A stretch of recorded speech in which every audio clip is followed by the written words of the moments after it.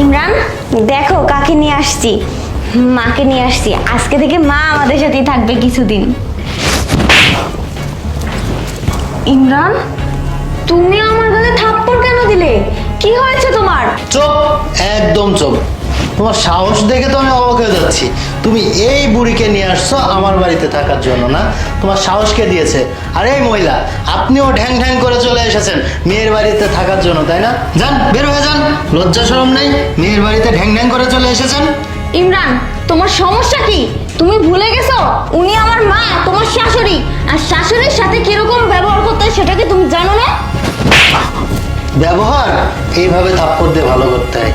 এই অভদ্র মহিলা, আপনি এখনো এখানে দাঁড়িয়ে আছেন, কোনো লজ্জা শরম নাই? হ্যাঁ, মেয়ের বাড়িতে চলে আসছেন ঢ্যাং ঢ্যাং করে। যান, বের হয়ে যান। আর এই শোন, তোর মা যদি আজকের পর থেকে আমার বাড়ি থেকে আসে, তোকে আর তোর মাকে শুদ্ধ লাত্তি মেরে এই বাড়ি থেকে বের করে দেবো, বুঝতে পেরেছিস? আরে বাবা, তুমি এরকম খারাপ ব্যবহার করতেছো কেন? ও কি কোনো অন্যায় করছে? তাছাড়া তুমি তো আগে কখনো এরকম খারাপ ব্যবহার করো নাই। ও কি করছে আমাকে একটু বলবে? এই অভদ্র মহিলা, চুপ করেন। আপনারে কথা বলতে কে বলছে? হ্যাঁ, আমি আমার বোর সাথে কথা বলতেছি, আপনি আমাদের মাঝখানে কথা বলেন। বাইরে হইতে পারতেছেন না? বেরোন এই বাড়ি থেকে। বাবা, আমি কি কোনো অন্যায় করছি? যদি আমি অন্যায় করে থাকি তাহলে তুমি আমাকে ক্ষমা করে দিও, কিন্তু তুমি এরকম ব্যবহার করো না বাবা। মা, আপনি কোনো অন্যায় করেননি। অন্যায় করেছে আপনার মেয়ে। ও কি করেছে শুনবেন? তাহলে শোনেন। আসো, আসো বাবা। তিশা, আয় তিশা। কি হয়েছে? এত চিল্লাটা চামিচি করছো কেন? বাবা এসেছে, বাবার জন্য রান্না বান্না করো। বাবা মানে? এই, তোমার বাবা এই বাড়িতে কোন অধিকারে আসে? হ্যাঁ, এর আগে আমি কয়েকবার বলেছিলাম যে আমার বাড়িতে যেন না আসে। এই গায়ক হেডটা, গায়ের থেকে কি দুর্গন্ধ, এখানে কেন আসে বলো তো? বের করে দাও ওনাকে, এখনই বের করে দাও, না হলে এই বাড়ির থেকে আমি চলে যাব। তোমার বাবা যদি এই বাড়িতে থাকে আমি এক মিনিটও থাকবো না বলছি। তিশা, তুমি সব কি যা তা কথা বলছো? তুমি ভুলে যাচ্ছ এটা আমার বাবা, আমার জন্মদাতা পিতা। তুমি তাকে এভাবে বাড়ি থেকে বের করে দিতে বলছো? আরে বাবা এসেছে, কিছুদিন থাকবে আমার বাড়িতে। আর তাছাড়া বাবা তো তোমার টাকার খাবার খাবে না, বাবা আমার টাকার খাবার খাবে। শোনো, তোমাকে আমি যা বলছি তুমি তাই করো। চুপ করো ইমরান, তুমি দেখছি আমার মুখের উপরে কথা বলছো এই বুড়ার জন্য। এই বুড়াকে এখনই বলছি ঘাট ধাক্কা দিয়ে বের করে দাও। আমি যেটা বলছি সেটাই হবে।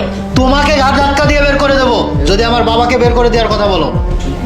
থাক বাবা, আমি না হয় বাইরে থেকে চলে যাই, তোমরাই থাকো বাবা। এভাবে গন্ডগোল ফেসাদ করার। আরে যান না, যান।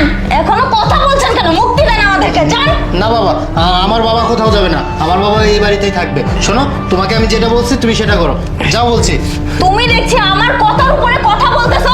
তোমার বাবাকে লাত্তি মারবো কিন্তু এখন, ঘাট ধাক্কা দিয়ে বের করে দিব। বের করো বলছি বাসা থেকে।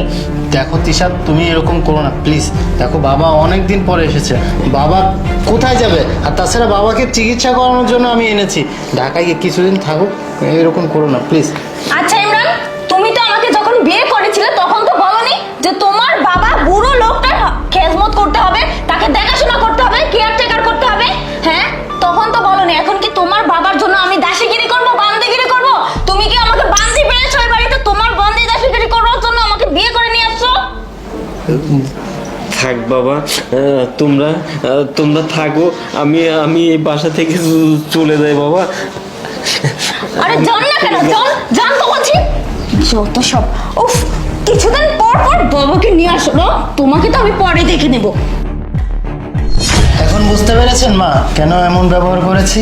আপনার মেয়ে আমার বাবাকে এক গ্লাস পানি তো দূরের কথা, তাকে দূর দূর করে এই বাড়ি থেকে তাড়িয়ে দিয়েছে।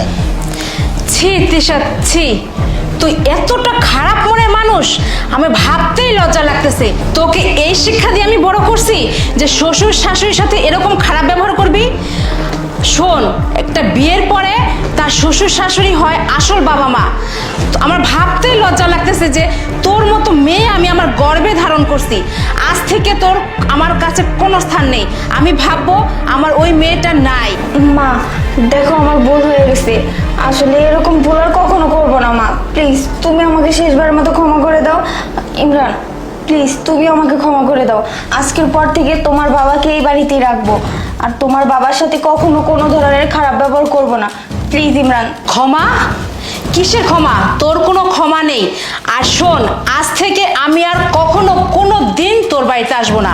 যে বাড়িতে নাকি তুই তোর শ্বশুর শাশুড়িকে সম্মান করতে জানিস না, সেখানে আমি এক মুহূর্ত আর আসবো না।